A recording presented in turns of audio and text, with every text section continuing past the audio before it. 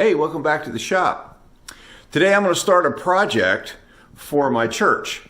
I'm part of St. Timothy's Church now in Sykesville, Maryland, and we had been an Episcopal church since 1844, and in 2013 we elected to leave the Episcopal Church and join the Roman Catholic Church. So we had a plaque made that commemorated all the people who made that transition and basically kept the church alive. And that was about 25 people or so. And they have a big metal plaque that got made. And so they want to put it up on something fancy. So I have some wood that came from the original property that we owned in Catonsville, starting in 1844. And there was a large oak tree that we had taken down. I had some of that milled. So I kind of reserved that wood for projects for the church. So what's sitting behind me here, that big piece of white oak, came from a tree on the property, and we're going to make it into stuff for the church. I've got a couple other pieces that I have planned to make for them, using as much of that wood as possible. So here, let's just take a look at what we're doing. So this piece of white oak was part of a very large tree. As you can tell, it was a pretty big board. And it was a very large tree. I don't know if we can tell what the grain looks like on the end, but yeah, this isn't even all of it. So if you can see that how the end grain is structured there, that tree was twice that wide. So this was a really big board. Now the piece I need is 18 by 24. So this piece is 19 across, and of course it's plenty long. I need about this much of it. And so I need to find a section that doesn't have any checks too big. This middle section looks like it's going to be pretty good. No real knots in here, and the checks aren't deep. And if there's a little bit of crack running right across here, and then it ends up being problematic or comes apart, I'll just glue it back together. So I got out a square so I could kind of figure out what I'm doing here. And there's a check that runs pretty much up to this point, so we're going to cut it off right here, and I should be able to get 2 feet 24 inches out of that, no problem, down to here. So let's take that, probably just take that apart with a skill saw, and because it's a little bulky to put on the table saw, I use my sawhorses here. I made plans for these are on the channel called Next Level Carpentry. So look for sawhorses on Next Level Carpentry, and he's got all these plans. These are all nicely beveled and inset, and mine are a little taller than his, but I'm 6'4", so like I said, this piece of wood needs to be 18 by 24. You can see I've cut it a little bit longer than 24. The plaque is actually 16 by 22, so it gives me an inch on either side, and I'll probably put a 45 bevel around the outside edge. There we are, cut off with the old worm gear drive skill saw. I use a speed square. Just put the saw blade right where the cut needs to be. Put the speed square up against the base of the saw like that, and then hold the square in place so that I can make a nice straight cut with the saw. One of the things that speed squares are best for. So the next thing I'm going to do is joint this edge, and then I can use a table saw to cut it to width. This edge has some parts on the back face that are a little messed up, so I can cut that off because I got an extra inch by design. And when I first got this joiner, I paid $200 or $225 for it. And the one thing that I will say is you need to make sure that your blades are set exactly correctly. There's some great videos out there on setting the height of joiner blades. Follow them. It's tedious, it's time consuming, it's worth every minute. This thing cuts like a dream and leaves me perfectly smooth surfaces now. In fact, the one set of knives I got was bowed really funny, and I just bought a new set of knives for it. It was only like $30 or $40 or something. Owella saw and tool, and in Owella, Maryland, just a little south of me, and great blades. Came out perfect. Great guy, local guy to deal with if you're in Maryland. All right, so a nice clean cut, very little chatter. Wasn't even super careful about this. I'm gonna hand plane this edge when I'm done, but now I can run it on the table saw, and I'll cut it to width. So I got one face of it trimmed, and I got the edge cut to width, the whole thing cut to width. Next, I'm going to trim off the little excess here, and I'll say one thing that is really worth the effort. Spend the time. You can see that there's some adjustment on this particular table saw. All of them are different. This is an old Sears Craftsman, back when they used to make really nice stuff. And I know that I can set this on, exactly 24, and that I'm going to get a board that's exactly 24. I trust this gauge. The other thing that I've got on this saw that's interesting is this little thing that aligns with the outside face of the blade. I made this mark, and I set it very precisely when I did it, and I know that I can rely on that. So if I just want to cut something to a mark that's on a board and I'm not really measuring a width, I can align that mark with this line, and I'm going to cut on the outside face of that blade. It works every time. Take the time to trim in your things. Zero on here, for instance, I know is exactly 0 degrees.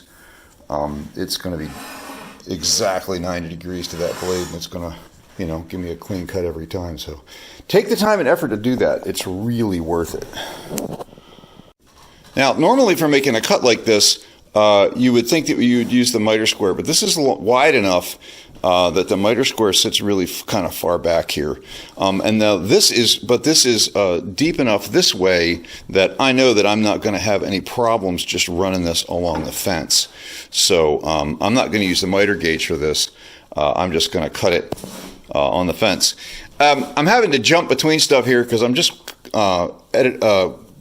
recording on my phone. I didn't get my big camera out, and so it's a little bit jump cutty, and I don't have a way to hold the phone at the moment. So you're just getting me, holding it with my other hand. So I'm trying not to do woodworking one-handed. So I'm not showing you actually me operating the machines, because that's not a good idea. All right, that's it cut to length and width. So with a board this wide, I'm really lucky to have something as flatted as it is. You can maybe tell there's a little bit of a bow here, but the corners are actually sitting nice on this table. This is just an IKEA table, but it's very nice and flat. Hollow core doors work really well for this too. If you want to make a table out of a hollow core door, they're very lightweight, they're very cheap, and they're a torsion box, so they stay pretty flat. It's a real good, cheap way to do that. Now, if I turn this over, it probably is gonna, it's gonna ride on that bump there a little bit. This edge is actually pretty good. This is gonna be my front face anyhow, and it's just going to hang on the wall. So I don't need to do a lot to this side. Obviously, I need to take this fungus off. This is just from when it was air dried outside. So I need to take the fungus off, and I need to take this off. So I need to surface this, but I don't need to do a lot to it. Now, I don't have a planer wide enough for this, even if my big planer was running. And it runs. I just don't have 220 in here yet. So I'm going to have to do all that by hand. It's for church. I would do it by hand anyhow. This face is going to be pretty flat to start with. There's a little bit of a high spot here, but I'll be able to take that out with my old Grandpa Carlton scrub plane. link to that video about that scrub plane. And also I'll probably put some links to some of the other things I'm referencing down in the notes, down in the description. That is, no kidding, less than 5 minutes work with that old handmade scrub plane. And I'm using my my long plane for a straight edge. You can see it's pretty flat. There's a little bit of a low spot right here. That edge is still a little high, and that outside is a little high. So I'm working them both down. That's some work there, buddy. I made a mess real quick. Let's see if I can do this one-handed for a little bit. Just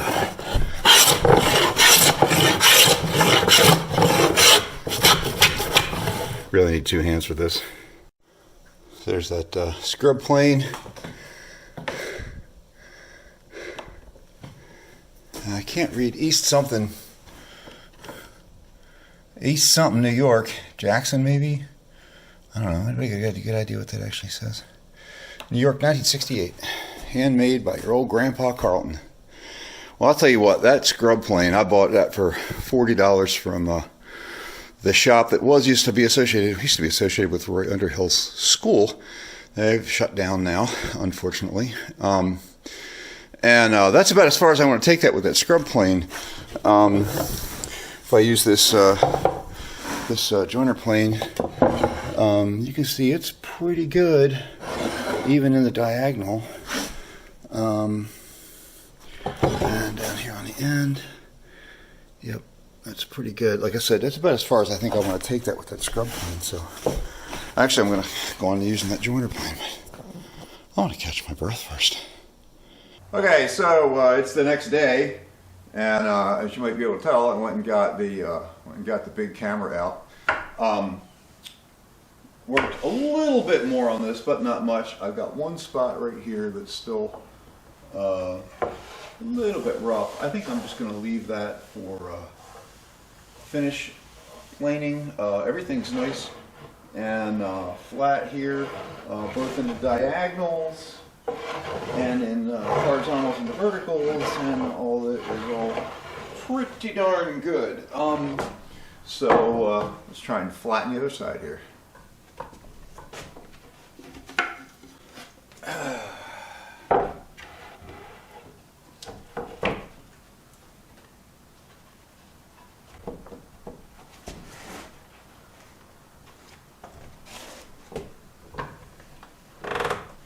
We'll get the scrub plane back out, and let's see if I can flatten this out a little bit. Let's see which way the grain's running. Grain's running here, grain's running here. So here I need to plane up, and here I need to plane kind of toward the middle on this face. This one I think I can pretty much run that way.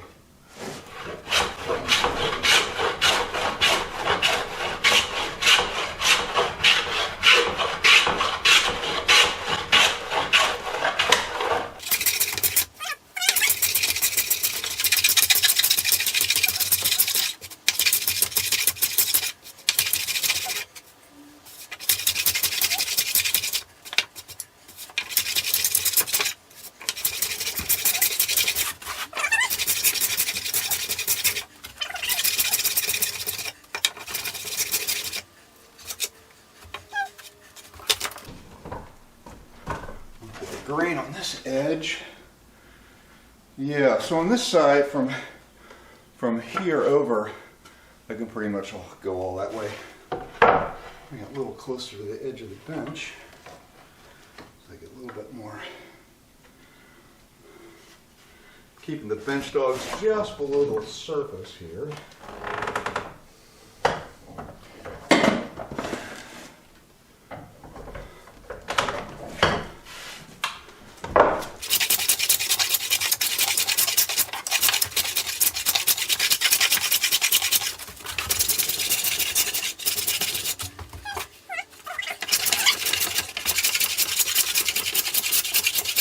I'm even getting a nice smooth cut over that knot right there in the middle. Remember, this is the back side, so I just kind of need to clean it up.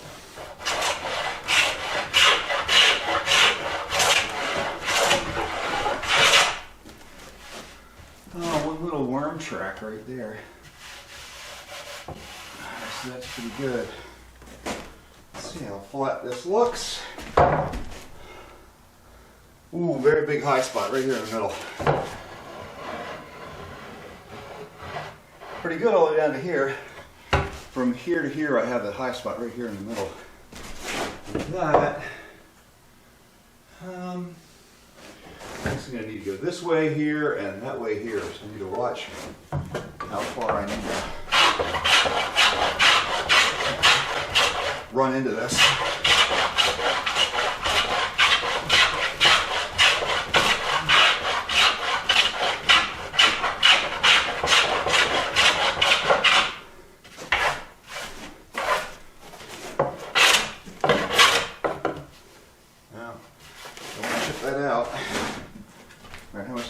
There, about halfway where I need it.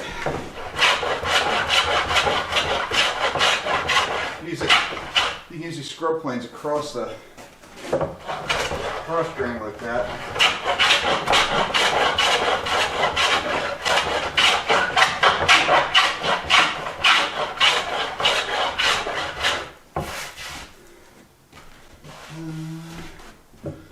How's that look?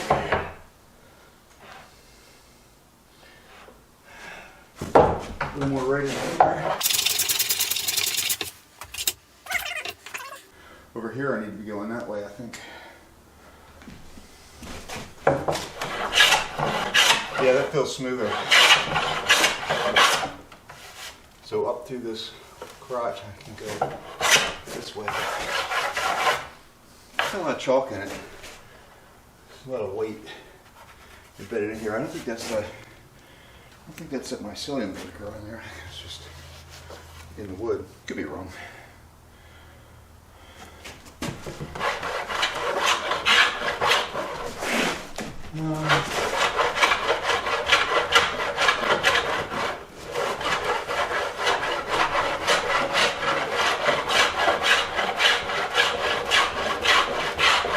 By going sideways like this, I'm just skating the plane.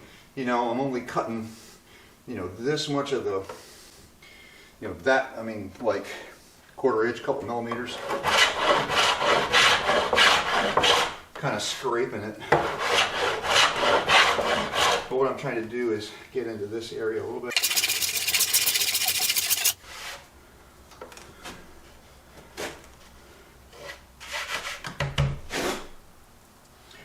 There's a crack running through that, so I'm going to crack running around here. How are we doing? Oh yeah, that's pretty good.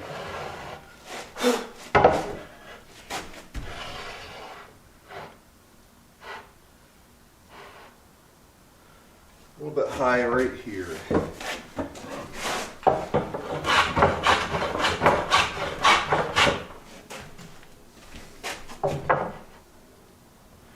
Alright, I think at this point I'm going to switch over to this. It's not really a joining plane, it's kind of halfway in between. This is a Sargent, and it's got a Sargent. Let's see if I can get it to focus on this. You gonna focus for me? Am I in manual? Oh, I'm in manual focus. Hang on. Okay. Focus, thank you.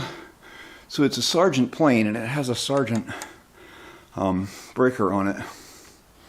But the iron is Stanley. And I bought it really cheap because it wasn't all matching. But it cuts great. I only paid $40 for it, and the sole, you can see the sole's really nice shape. $40.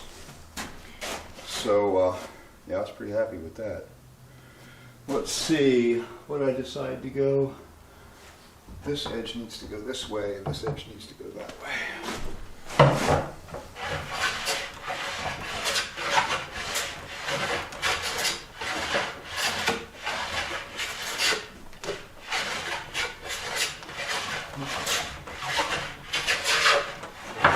You know, I need to wax that. I keep 2 cans of wax, one that's just for machines, metal surfaces, and it's pretty grody, and I keep an old rag in here. This is butcher's wax. This has been around forever. This can, I don't even know how old it is.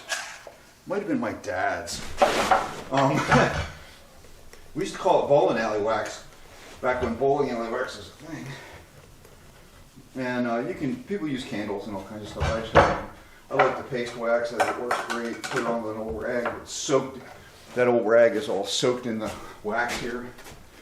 I'm going to leave that out. I could have done that with the scrub plane as well. I probably should have been a little bit easier, but this thing's so nice and sharp. Works great. I'll put him back up here on top. The difference it makes is unbelievable.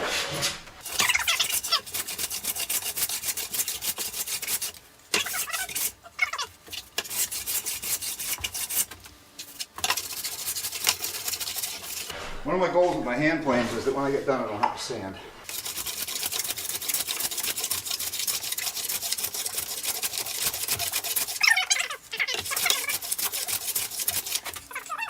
See the adjusters here way over on the edge, and so by looking down the blade like this, I can see just the edge of the blade and make sure I have a nice even, looking down it this way, making sure I have a nice even edge showing on the sole.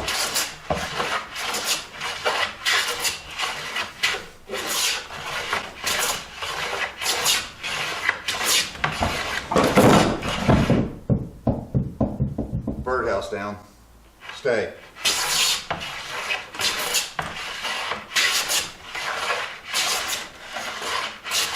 One thing about this bench is that the legs flare out. So the bottom back leg is actually all the way up against the wall, and I've got, you know, the width of my fist almost in between here. I need to screw some blocks to the wall and block this against the wall so it doesn't move back and forth quite so much. I tend to brace my leg against it.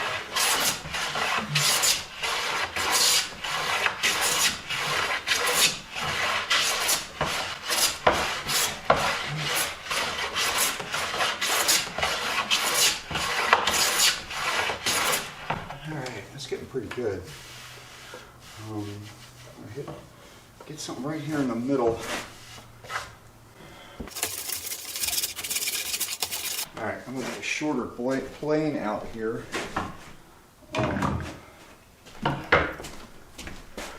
This guy should be already pretty well adjusted. This is decent. This is set for a much finer cut.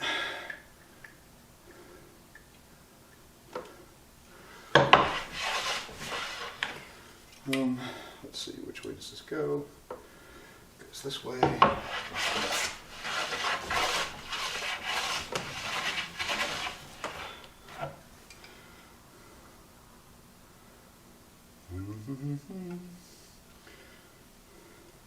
I feel like the screw on that Sargent is backwards from the rest of these. This is a Union number 5, and the other one I have is a Bailey. One's up here, probably just at a camera shot. There we go.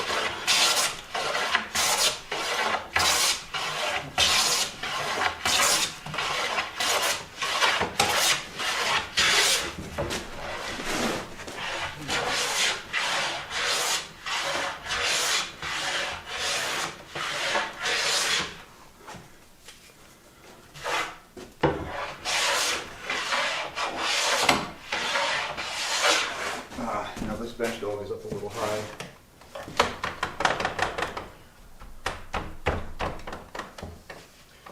Come on. There we go.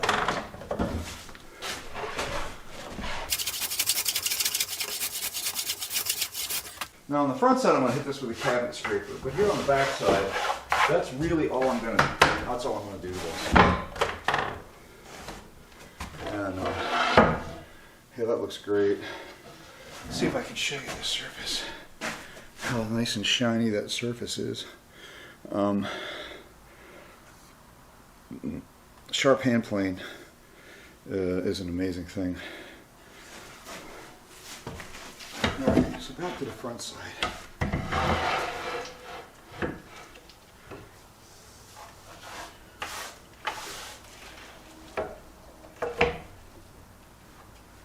I like, especially on oak, I like knife cut surfaces. I like the edges. I think it leaves a better looking surface and finish. And it's a lot faster than sanding. It's a lot faster, it's a lot less messy. I have all the power sanders and everything, and I don't even think I'll have to. All right. I think you can see out the windows here. It's a beautiful, damp, wet spring day, but everything greens up so beautiful here. It's quite a privilege to own this place. I love it. And one of the things that I did when I built this building is I made sure that I bought A, big windows, and B, that I positioned them so that I could see out in this direction into the woods. I own some woods back here. You can see that on some of the videos where I was building the building and I was up on the roof, and I took some footage of the view from up on the peak, which was kind of fun. There's a big field right beyond this probably 50 yards of woods. There's a big field out there, several acres, and the house that's there used to belong to a family called the Bucks. And the Buck family passed away, and none of the kids evidently, I don't know whether they even had kids, none of them wanted the property. Much like here, my cousins didn't want this after my aunt and uncle passed away. And so they actually sold it to a guy who owns 104 acres behind me in that direction. And his family had originally sold them the property two generations ago. So he bought it back and turned it into an antique store. So I effectively don't have a neighbor over there,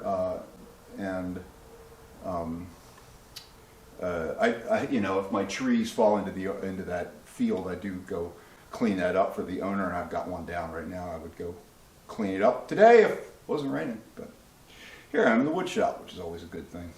All right, let's get back to this. All right, I need to look at how the grain is running here. On this edge, the grain is running up this way.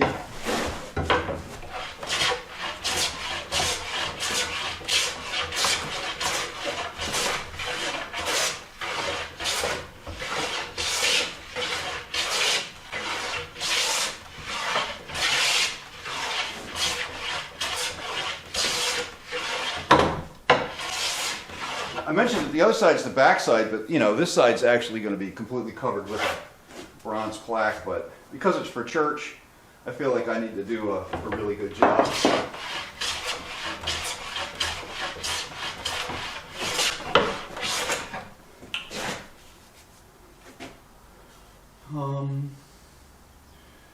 Here I need to plane that this direction.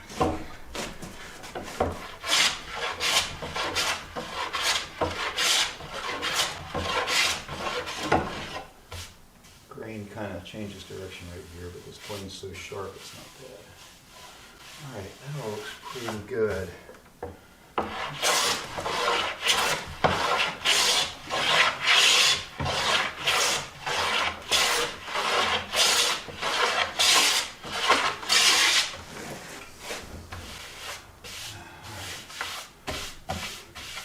So the only other thing I'm going to do is I'm going to bevel this edge.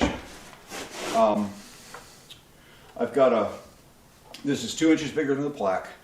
So I'm going to come in, I have a 1 inch reveal all the way around. So I'm going to come in a 1/2 inch and make a 45. So it'll be a 1/2 inch here on the face and a 1/2 inch on the edge.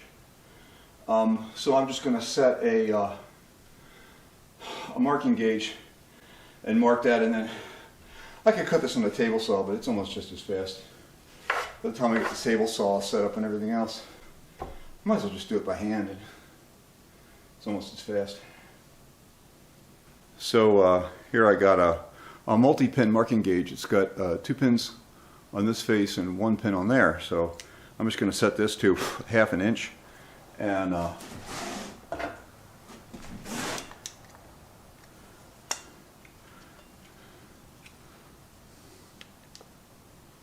right about there.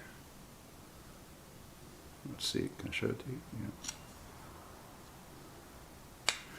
You know, I loved the New Yankee Workshop.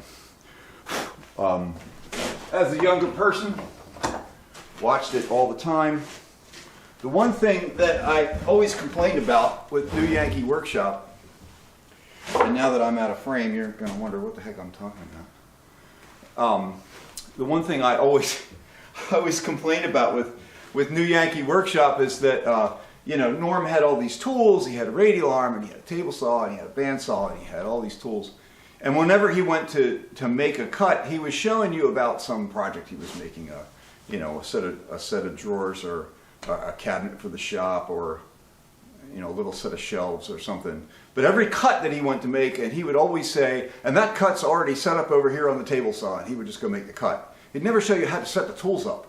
And I'm like, Norm, that's what I want to learn. I can figure out how to make a cupboard. What I can't, do and learn easily is how to actually set the tool up so that I get a precise cut on my table saw.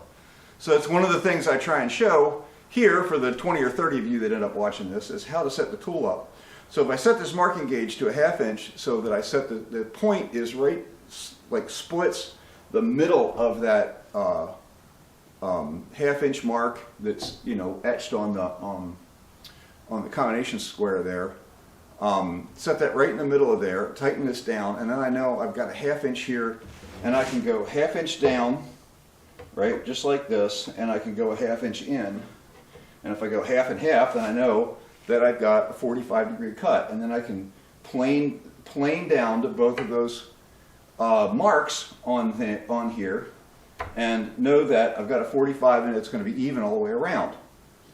Before I do this face, however, I need to do the end. You always need to do the ends first, because you may end up chipping some stuff out, and then as you cut that 45, you might chip out this little edge right here, and then when you plane this down, you're going to get rid of that chip. So on the end grain, come in from the edges, come in from the corners toward the inside, and do those first, and then come back and do the long grain edges. So let's get that set up here. In order to do that, I'm going to want to turn this 90 degrees so that I'm working on the end rather than on the edge. So to do that, I'm going to need to change where this is chucked in my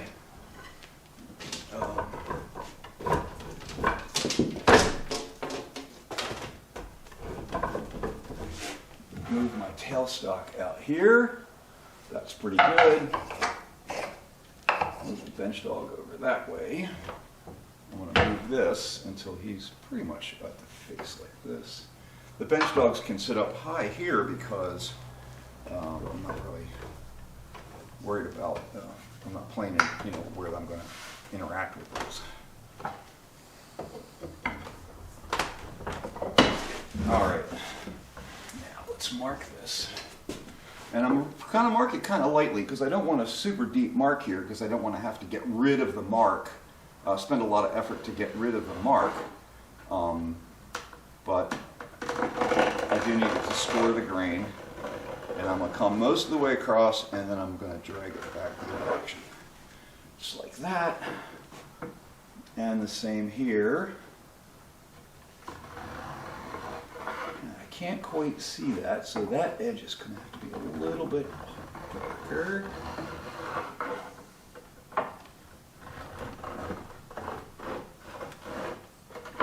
All right, so this is about 3/4 of an inch thick at this point, and I can tell that it's less than an inch because what I have left is less than the amount that I'm going to take off here on the end. And I'm going to set this to a slightly heavier cut than I had been taking. And I'll start here on the edge. I can guess a 45 pretty well, but as long as I have these gauge marks in here.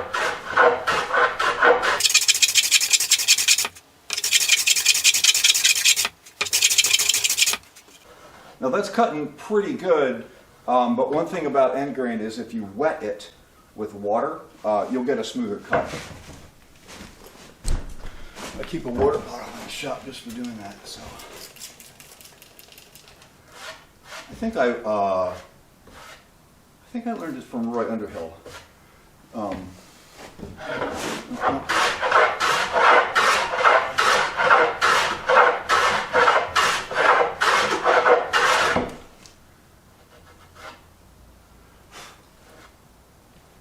Now I'm almost to that edge, so I'm going to turn around and do the other face.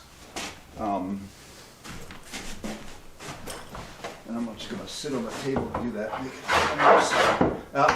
Made a mistake there. I was going uphill. It started to chip this wood out. I need to make sure I'm going downhill.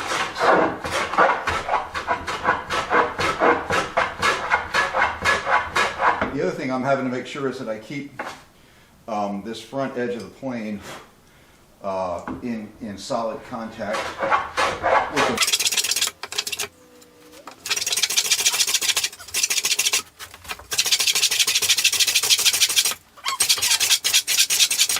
bench logs work fine for this, but a hold down would actually work better. And I have a hold down hole in the bench right here, but I don't have one yet. I need to buy one. Just one of those things I haven't gotten around to yet. All right, I'm almost to there. Pretty even on the top and bottom. I mean the end and the top. So my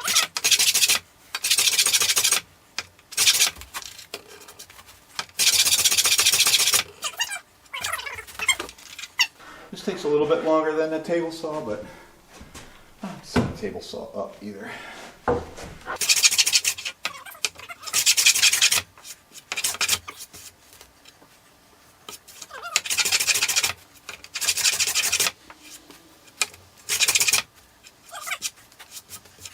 All right, turn around and do the other edge. All right, there's the second edge all done. I'm going to go over these again with a block plane just because it's got a lot lower of an angle. It's going to leave me a smoother face, but I'm not going to do that right now. I'm going to turn this around and do the long edges.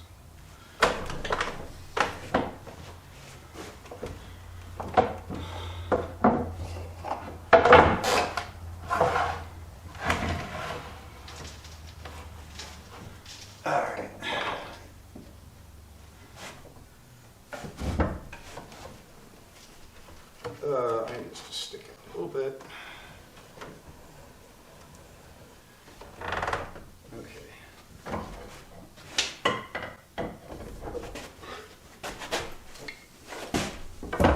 All right.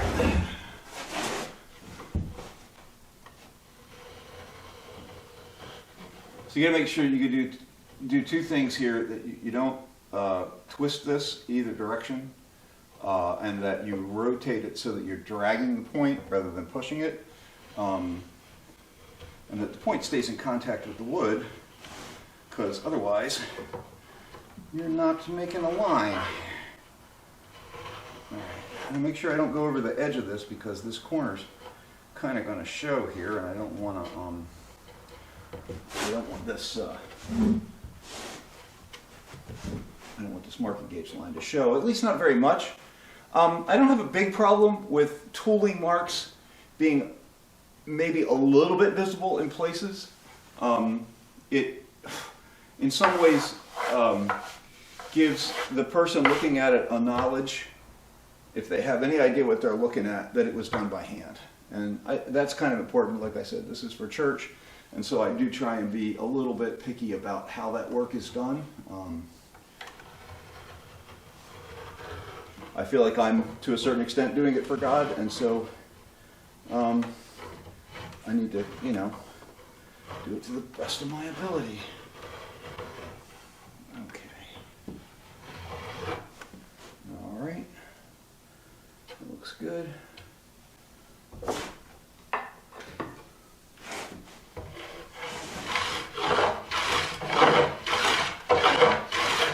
Because I'm not worried about chipping the end grain out here. I can go the whole length of this.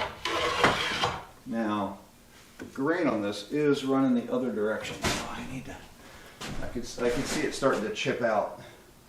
So I need to do this in such a way that the grain is running out to the edge this way, and so I'm cutting it rather than I'm with the grain rather than against it.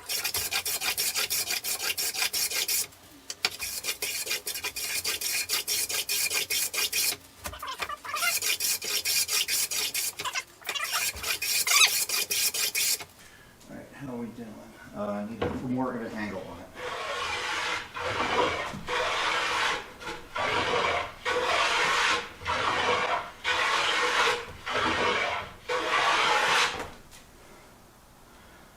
That's that. I'm rotating. Let's see. I'm cutting more down here than I am here, so I need to take some shorter strokes.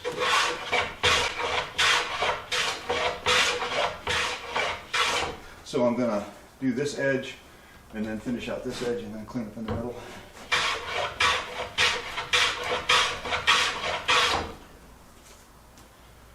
That's that. That's pretty good.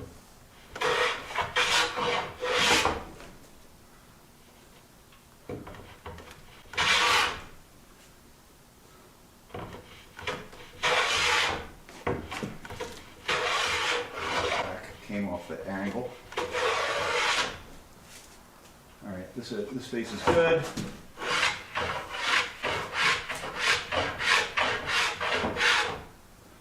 All right, I'm all the way at the top here, so I've got too flat. I need to make the bottom, the block match. There we go. And I just need to hit it in the middle.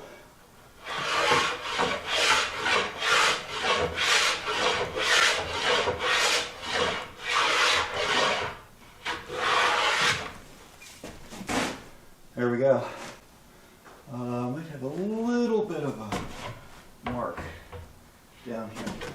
One more cut. Okay.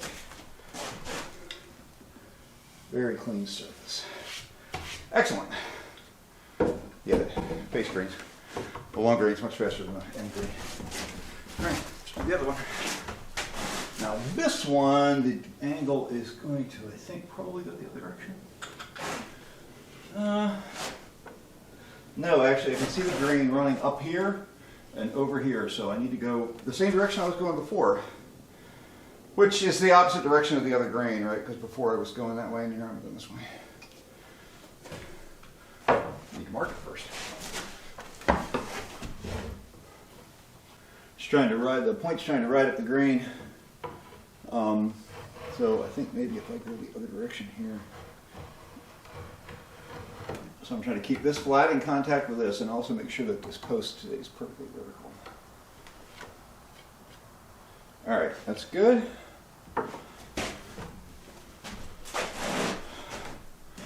See if I can zoom you in here.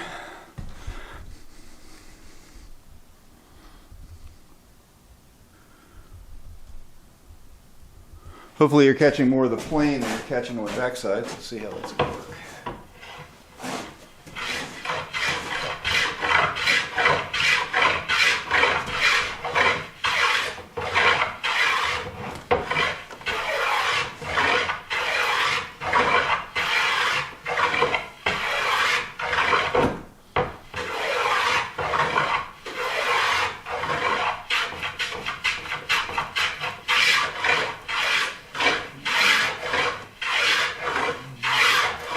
One thing I am trying to do is keep my body and the reference between my body and the plane very consistent. So I'm trying to use my body as much as I use my arms. And I'm starting to get close to those angles. I'm starting to get close to the marks. And so I can see I'm a little too flat. Because I'm closer to the top than the bottom. Still too flat.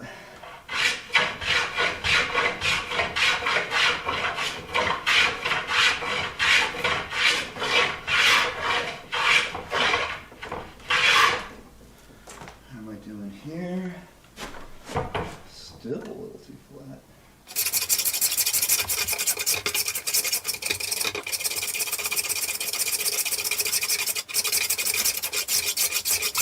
I just want those marking gauge marks to disappear.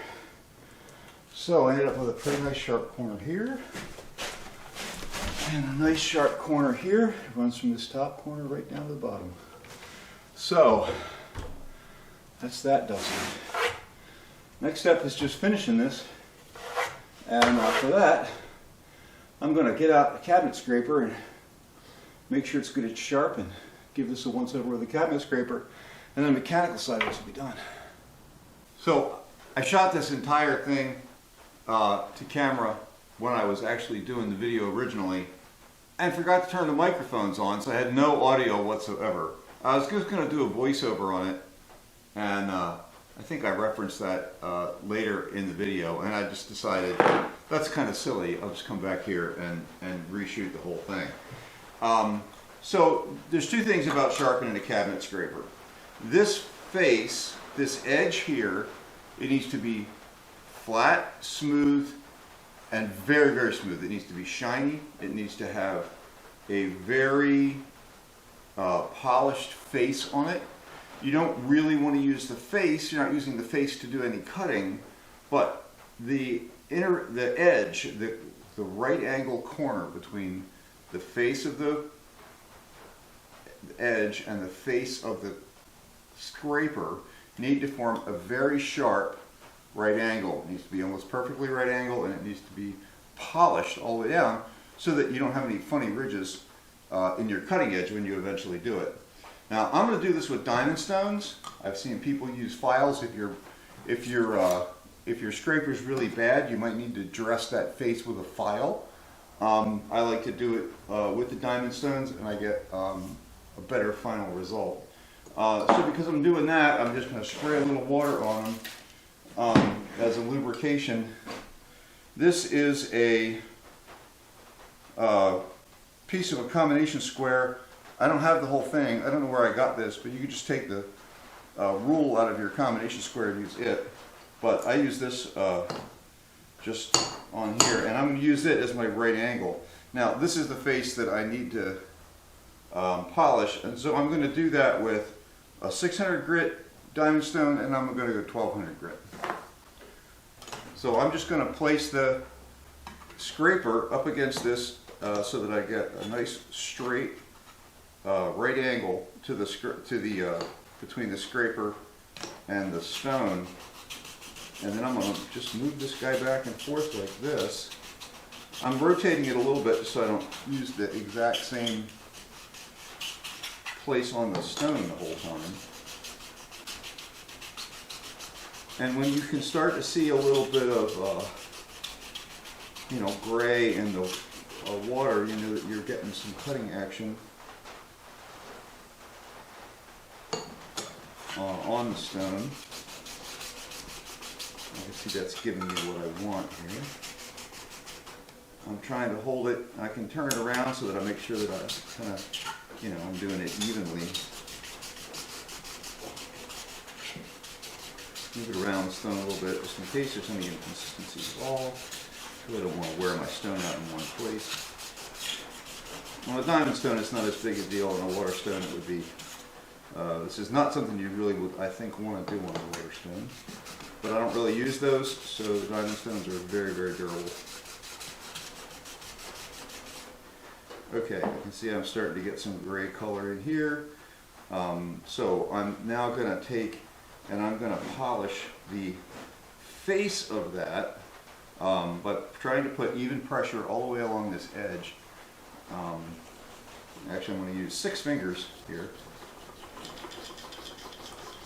And I can see that that's removing a little bit of material. Do the same thing on the other face.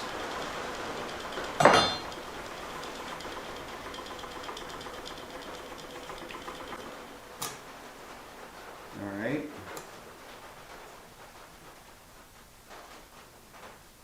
Check that I see. I feel like I've got some sharpness there in that corner, so that's good. So I'm gonna clean that stone off and go to the 1200 grit stone. Remember which edge I'm working on here. I'm just cleaning that off with a paper towel. I'm gonna lay that here so I remember this is the edge I'm working on. Clamp that down, give it a spritz. Get my 90 back out. do the same thing on the 1200 grit. Turn it around so I can make sure I'm getting even pressure between the two ends of the scraper. I'm trying to put even pressure on it, but that's not going to hurt to do that. I got some grain here, so I think I'm probably pretty good.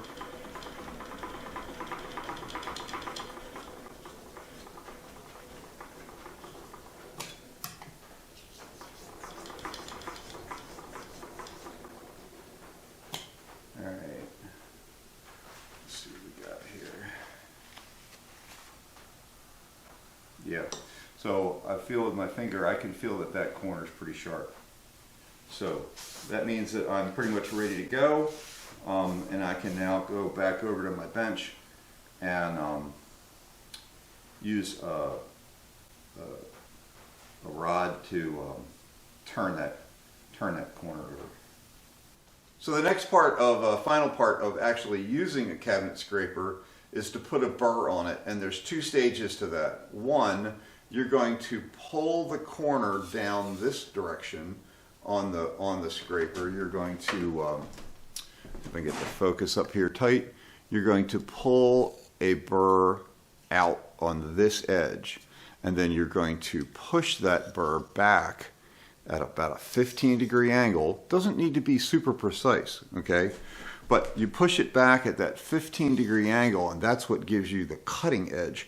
But you've got to pull it out before you can push it back over, right? And then you can do that on both edges of, actually you could do it on the narrow edge if you had a reason to do that on the narrow edge. I don't ever do that, but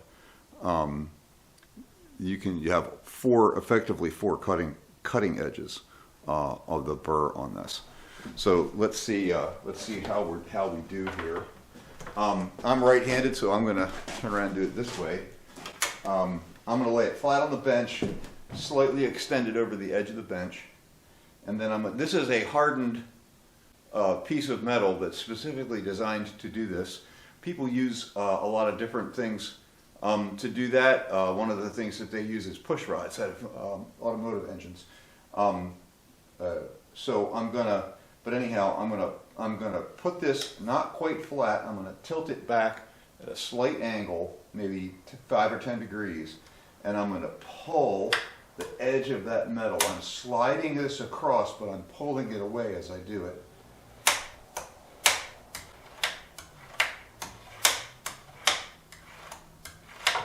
Okay, and then I'm going to take this and I'm going to flex it slightly just to give it some stiffness, and I'm going to try and feel that burr and then push it back. I'll start flat and I'm pushing the rod in as I go, right? And I'm trying to find that burr. And when you first sharpen these the very first time, it'll take a couple of times to do this. I'm putting a fair amount of pressure on it because I want to pull that metal out here. And then here I'm using a fair amount of pressure because I want to push it back in. And you can almost hear some roughness the first time I do that. That's good. It means that I'm pulling the metal burr out. And the first time I push it back over this way, I can feel that metal burr as well. And then it gets smoother. All right? So let's see how well I've done here. I should be able to pull a feathery, thick, just a film of wood off of the edge of this. All right, that's pretty good.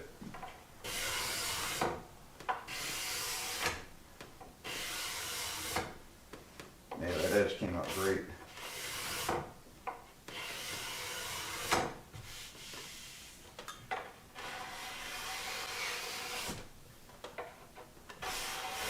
Just like with a plain blade, now I'm flexing this a little bit so that I can get a sharper curve and a smaller contact patch if I feel like I need it.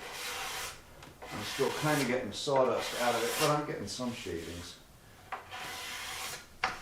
And this should be glassy smooth when I'm done.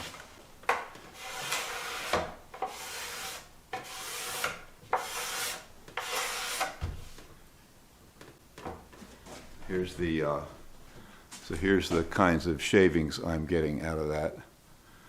You can see even off that, that white oak, they're just feathery smooth.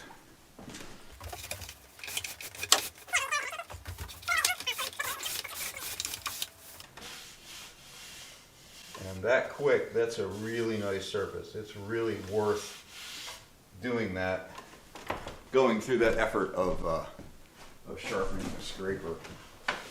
This one hadn't been used in a while, so it was really worth doing that.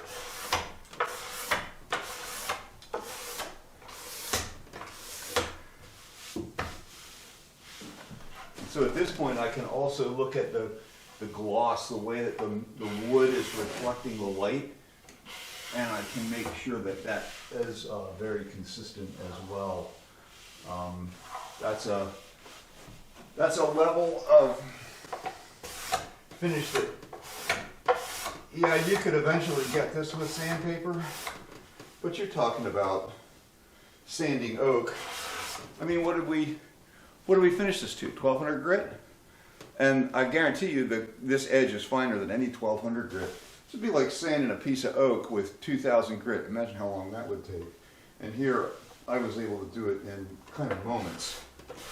And even this knot that's here in this middle of this piece of wood, that knot is now shiny. So I love the finish that you get off of a cabinet scraper. I can do this 45 here as well. And because I did that 45 with a plane, it's pretty good to start with.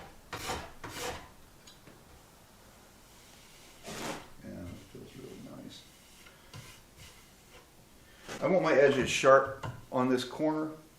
Let's zoom in and take a look at that real quick.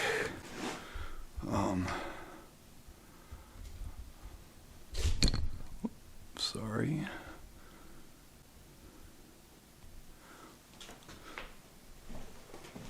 So I want this edge to be really, this corner to be sharp. It's kind of what I'm going, the look that I'm going for. This is purely aesthetics. But hopefully you can see how shiny this surface is. And even that 45 came out really nice.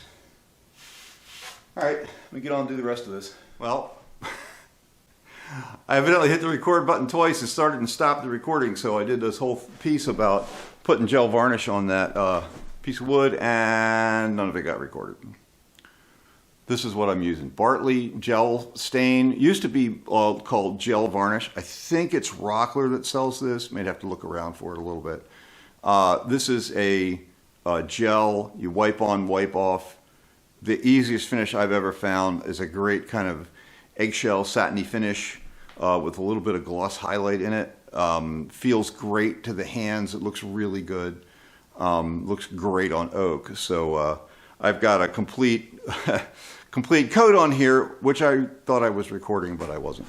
So here's what the here's what it looks like after the first coat of varnish. And one thing you can see, I'll zoom in on the end grain here. The end grain just doesn't look any different than the face or the edge here, the long grain edge. So that's what it looks like after first coat of varnish. Nice thing about this varnish is that you can recoat it in 6 hours. So I can put like 4 coats on it in a 24-hour period. I can do it tonight, tomorrow morning, tomorrow afternoon, you know, and take it to church on Sunday and do maybe 3 coats tomorrow. If you put a fan on it, it'll dry even faster. This first coat will dry pretty quick.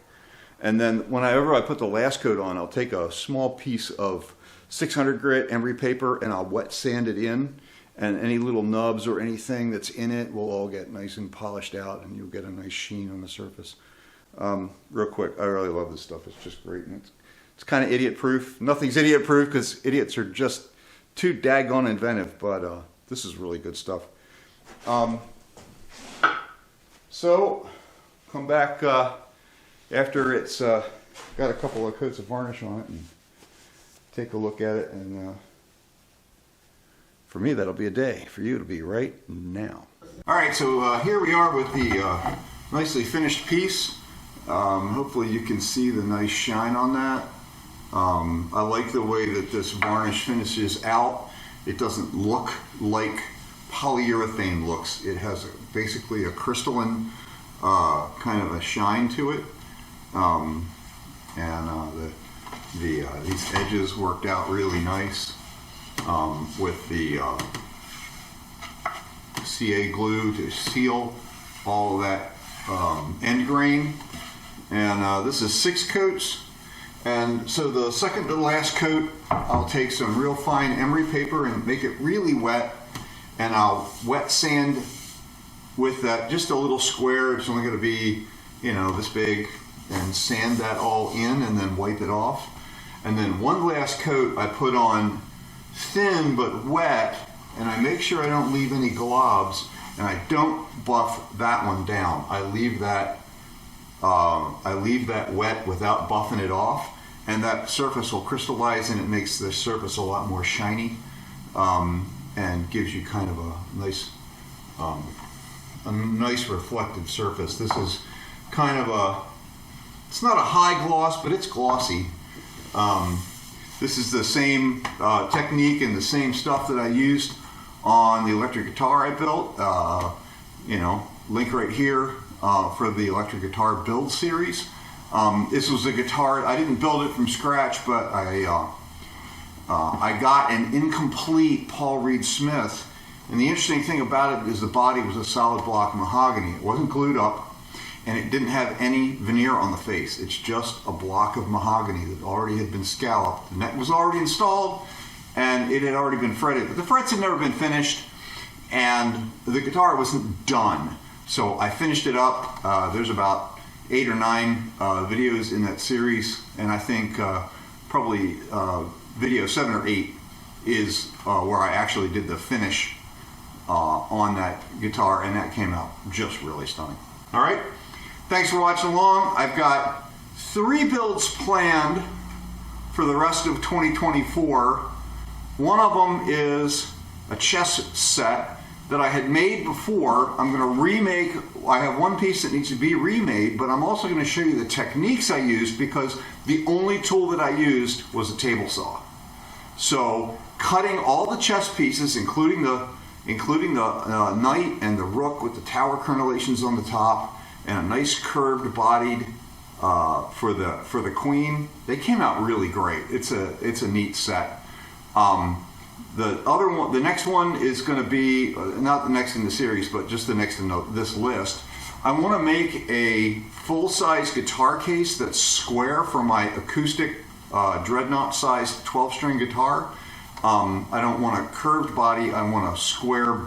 You can buy a square rectangular case for an electric guitar, but they're only that thick.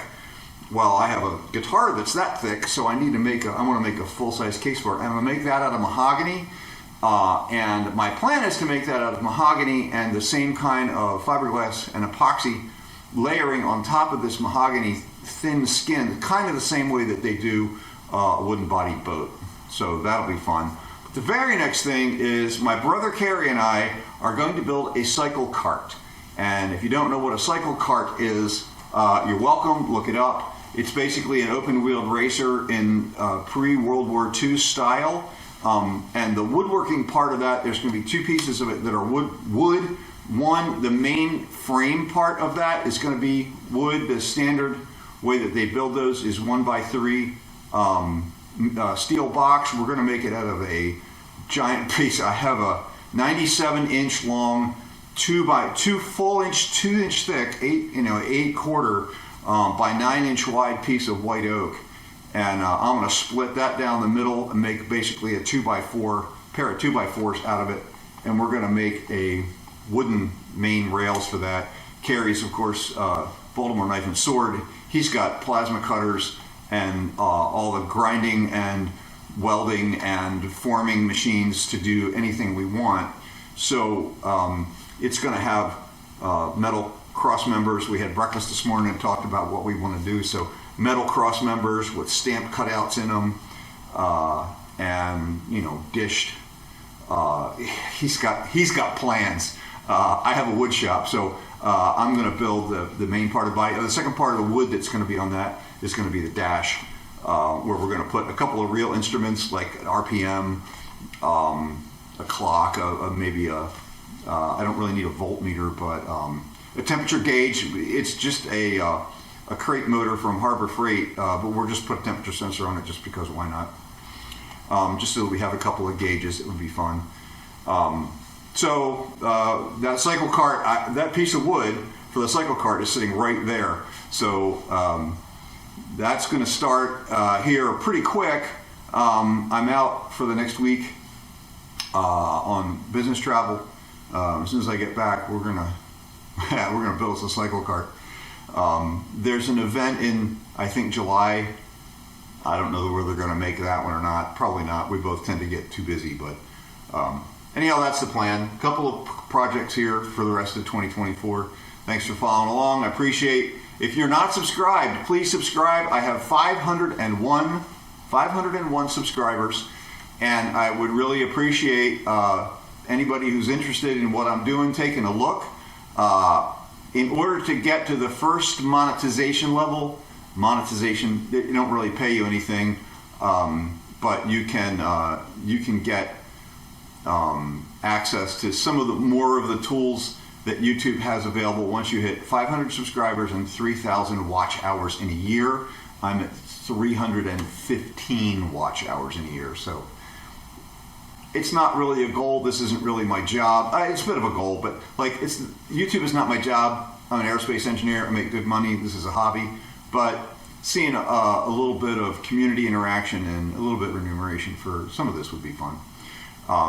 Anyhow, appreciate you watching along, and just hang on for the next video. I know I've been doing a lot of shorts. I tend to just pick up little things that I see around or whatever doing. I'm not really out there to shoot shorts necessarily, but I see little fun things, and they're just basically the story I want to tell. So I appreciate anybody who's watching the shorts. If you don't like shorts, don't watch them. If you like them, great.